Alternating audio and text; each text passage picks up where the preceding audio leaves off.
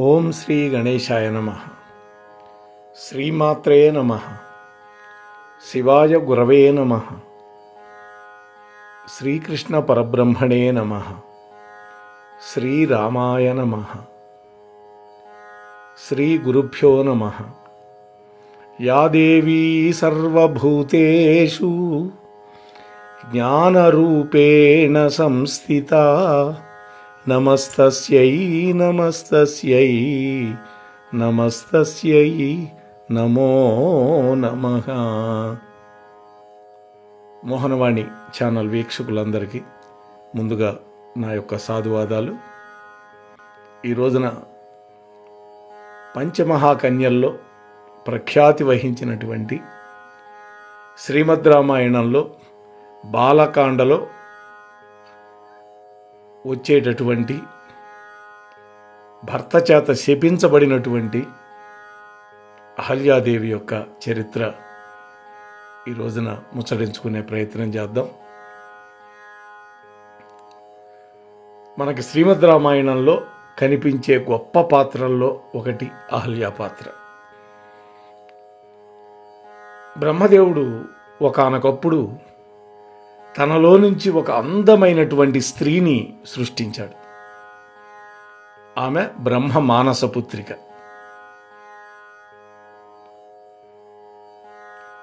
అటువంటి తల్లి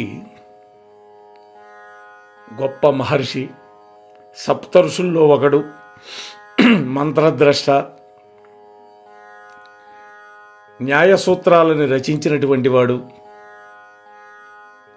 గౌతమ మహర్షిని పరిణయం చేసుకొని పంచమహాకన్యలలో ప్రథమ తాంబూలం అందుకున్నటువంటి పతివ్రత శిరోమణి అహల్యాదేవి.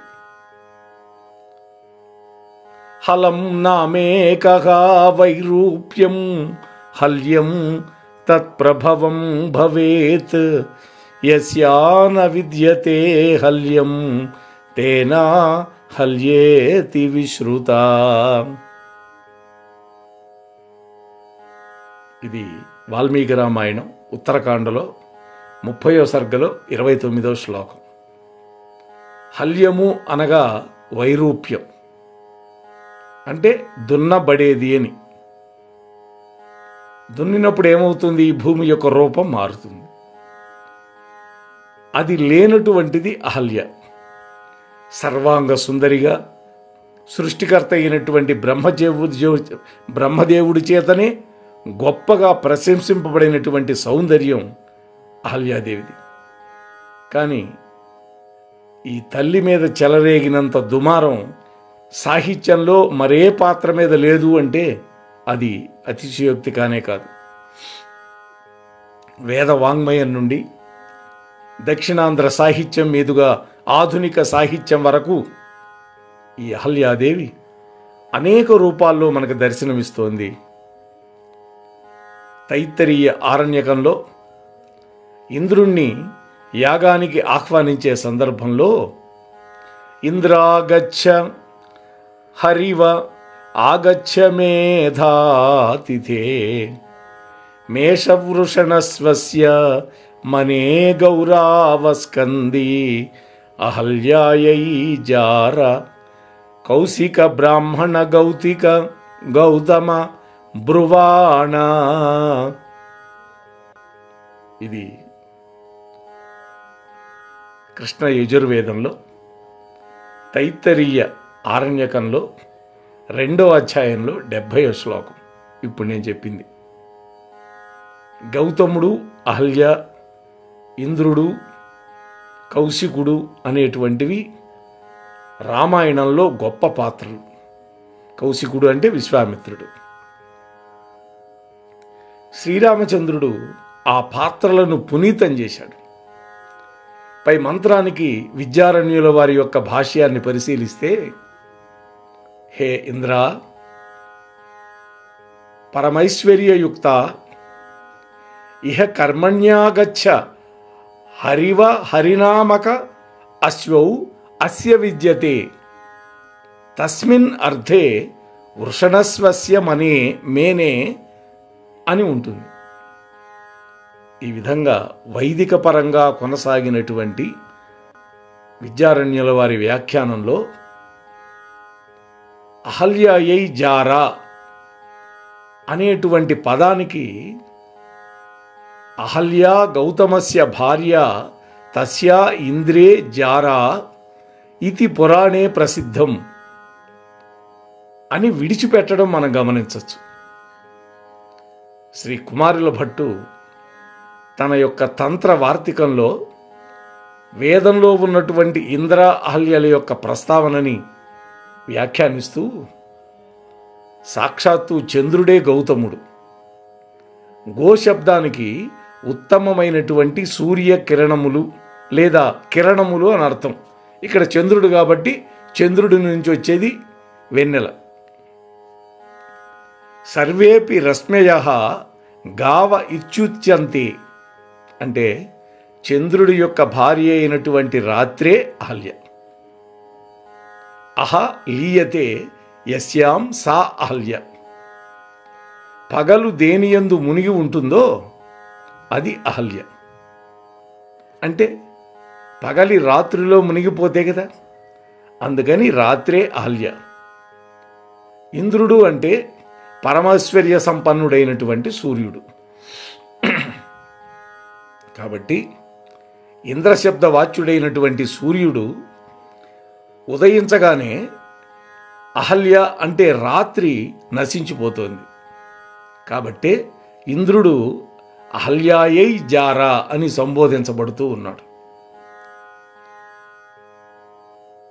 నిరుక్తంలో అహల్యాయై జారా అనేటువంటి శృతి వాక్యాన్ని వ్యాఖ్యానిస్తూ ఆదిత్యో అత్ర జార ఉచ్యతే రాత్రే వర్జయత అంటే సూర్యుడే ఇంద్రుడు, రాత్రిని పోగొట్టేవాడు అంటే చీకటిని పోగొట్టేవాడు.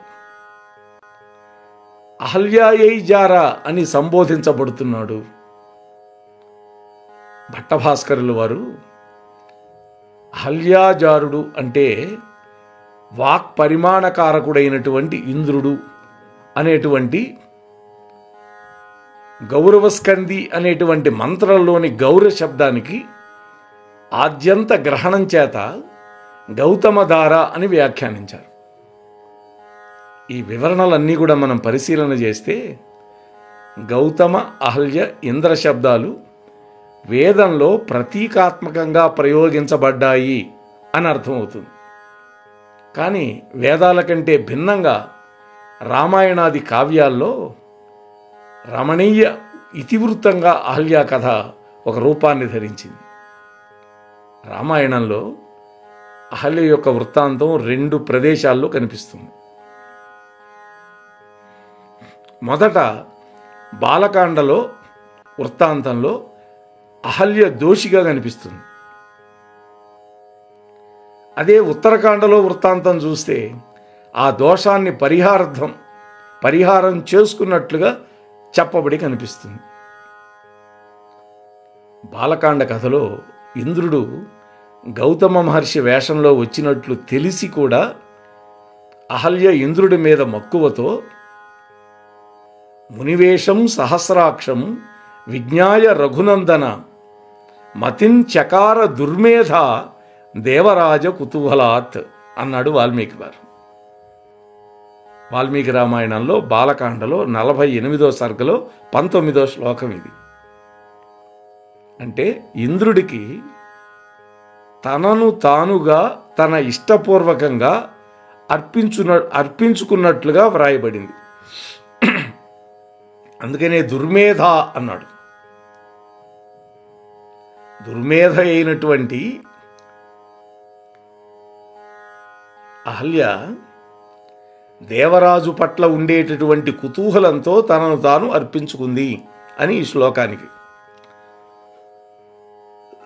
అదే ఉత్తరకాండ పరిశీలిస్తే ఆ వచ్చినటువంటి వ్యక్తి ఇంద్రుడు అని తెలియకపోవటం వల్ల తన భర్త రూపంలో ఉండటం వల్ల తన భర్తే అనుకొని అతని యొక్క కోరిక తీర్చినట్టుగా వ్రాశారు.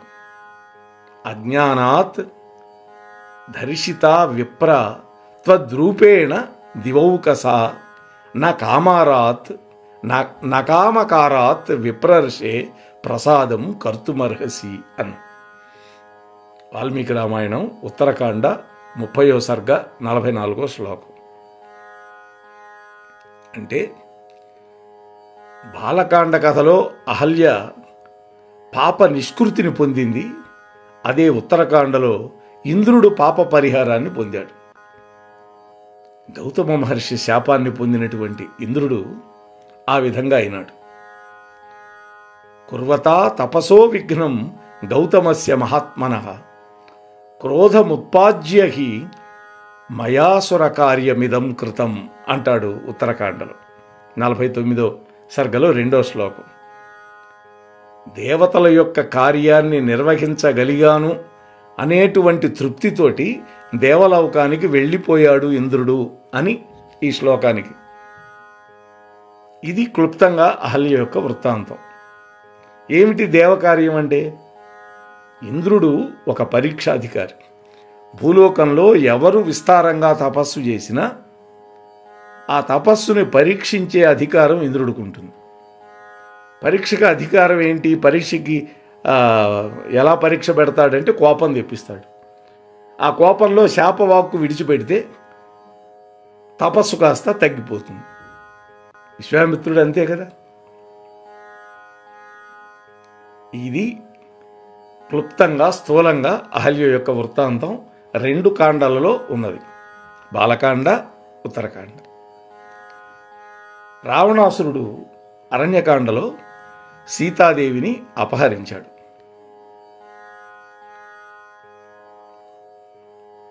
అక్కడ సీత వాస్తవానికి ఏ అపచారం చేయలే. కానీ రాముడు ఆగ్రహించాడు. ఏడాది పాటు లంకలో ఉన్నావు కాబట్టి నీ యొక్క కళంకితమైనటువంటి నిన్ను నేను స్వీకరించను అన్నాడు. అంతే తప్ప రాముడు అగ్నిప్రవేశం చెయ్యమని ఎక్కడా చెప్పలా. యుద్ధకాండ బాగా చదివితే అర్థమవుతుంది. కానీ సీతాదేవి తాను అగ్నిప్రవేశం చేసింది. అగ్ని పునీతి అయినటువంటి సీత ఎలా ఉన్నదిట?